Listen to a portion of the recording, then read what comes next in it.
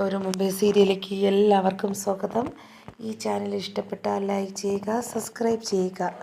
അലീനയെ നോക്കി നിൽക്കുകയാണ് മനു. എന്നിട്ട് ഒരു സ്നേഹത്തോടുള്ള ചിരി കണ്ടിട്ട് അലീനയ്ക്കും ചിരി വരുന്നുണ്ട്. അങ്ങനെ അവർ പരസ്പരം സംസാരിക്കുകയാണ് സ്നേഹത്തോടെ.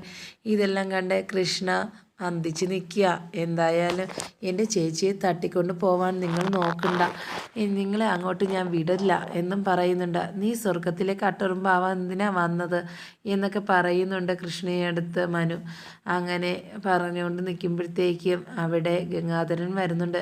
ഗംഗാധരൻ പറയുന്നുണ്ട്, എല്ലാവരും ഉണ്ടല്ലോ, മോക്ക് സുഖമാണോ? ഞാൻ എല്ലാത്തിനും മാപ്പ് വീണ്ടും ചോദിക്കുകയാണ്. ഇനി ആരുടെ ഭാഗത്തുനിന്ന് ഒരു തെറ്റും ഉണ്ടാകില്ല. ഇനി വൈജയന്തിയുടെ ഹോസ്പിറ്റലിലെ കാര്യമൊക്കെ അറിയണം. അതുപോലെ തന്നെ അവൾ സുഖമായി വരുന്ന നിമിഷം എല്ലാം അറിയുമോ എന്നുള്ളൊരു പേടിയും എനിക്കുണ്ട്. അപ്പോൾ എന്താ പൊട്ടിത്തെറി നടക്കുക എന്നും അറിയാൻ പറ്റില്ല എന്ന് ഗംഗാധരൻ പറയുന്നുണ്ട്. വീണ്ടും ഗംഗാധരൻ മനുവിൻ്റെ അടുത്ത് പറയുന്നുണ്ട്, നിൻ്റെ കുറേ ചുറ്റിക്കളികളും ഞാൻ മനസ്സിലാക്കുന്നുണ്ട് എന്ന് പറയുന്നുണ്ട്. അപ്പോഴത്തേക്ക് എല്ലാവരും ചിരിക്കുകയും ചെയ്യുന്നുണ്ട്. എന്തായാലും ഞാനൊരു കാര്യം അന്വേഷിച്ചാണ് വന്നത്. എനിക്ക് ബാലചന്ദ്രനെ ഒന്ന് കാണണമായിരുന്നു എന്ന് പറയുക. അപ്പോഴത്തേക്കും പറയുക, അത് ഹോസ്പിറ്റലിലേക്ക് പോയെന്ന് പറയുകയും ചെയ്യുന്നുണ്ട്. അങ്ങനെ ഇവരുടെ അടുത്തെല്ലായിടത്തും ടാറ്റയും കൊടുത്താൽ പോകുന്നത്. അത്രയ്ക്ക് സ്നേഹമായി കഴിഞ്ഞു ഇപ്പം അലീനയുടെ അടുത്ത്. അലീനയ്ക്ക് ഈ വരുന്ന മാറ്റങ്ങളെല്ലാം വളരെ സന്തോഷം തരുന്നതാണ്. അപ്പോഴത്തേക്കും മനു പറയുന്നുണ്ട്, എന്തായാലും ഞാനൊരു കാര്യം പറയട്ടെ, നിന്നെ ഓർഫനേജിൽ കണ്ട നിമിഷം മുതൽ ഇന്ന് വരെയും നീ എൻ്റെ അടുത്ത് എല്ലാ കാര്യങ്ങളും ഒളിച്ചു വെച്ചില്ലേ? എന്നാൽ ഇപ്പോഴല്ലേ അത് പുറത്ത് വന്നത്. എന്താ നീ അങ്ങനെ ചെയ്തത് എന്നും ചോദിക്കുന്നുണ്ട്. അത് എനിക്ക് ഇഷ്ടമില്ലാത്തത് കൊണ്ടോ ഒന്നുമല്ല.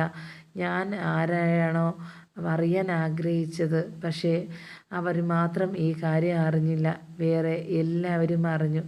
അതാ എൻ്റെ ഒരു സങ്കടം ഇപ്പോൾ എന്നും പറയുന്നുണ്ട്. എന്തായാലും വിഷമിക്കേണ്ട ആവശ്യമില്ല. ഏതായാലും അത് നടക്കേണ്ട രീതിയിൽ തന്നെ നടക്കും. അതുപോലെ തന്നെ വൈജ വരുന്ന ആ ഒരു നിമിഷമാണ് ഇപ്പോൾ ഏറ്റവും വലിയ ഒരു വലിയ കാര്യമായിട്ട് നിൽക്കുന്നത് നമുക്ക്. അതുകൊണ്ട് ഇനി ആരെയും കുറ്റപ്പെടുത്തുകയോ ആരെയും ഒന്നും പറയേണ്ട കാര്യമോ ഒന്നും തന്നെ ഇല്ല. ഇനി ആൻറ്റിയെടുത്ത് പണ്ടത്തെ പോലെ തന്നെ നല്ലതുപോലെ പെരുമാറുകയും ചെയ്യണം മനു അലീനയെടുത്ത് പറയുന്നുണ്ട്. എന്തായാലും ഇനിയെങ്കിലും സന്തോഷമായിട്ടിരിക്കുക. എല്ലാവരും ഉണ്ടല്ലോ തനിക്കിപ്പോൾ. നേരത്തെയാണെങ്കിൽ എല്ലാവരും ആക്ഷേപിച്ചവരെല്ലാവരും ഇപ്പോഴത്തേക്കും വന്ന് കാല് പിടിക്കാൻ വന്നില്ലേ, അതാ ഇപ്പോഴത്തെ വിജയം നിൻ്റെ എന്നും പറയുന്നുണ്ട്. എന്തായാലും എന്നെ അമ്മ തിരിച്ചറിഞ്ഞില്ലല്ലോ, അത് മാത്രമേ ഉള്ളൂ ഒരു സങ്കടമെന്ന് പറയുന്നുണ്ട് അലീന. എന്തായാലും അതൊക്കെ ശരിയാവും എന്നും പറയുന്നുണ്ട്.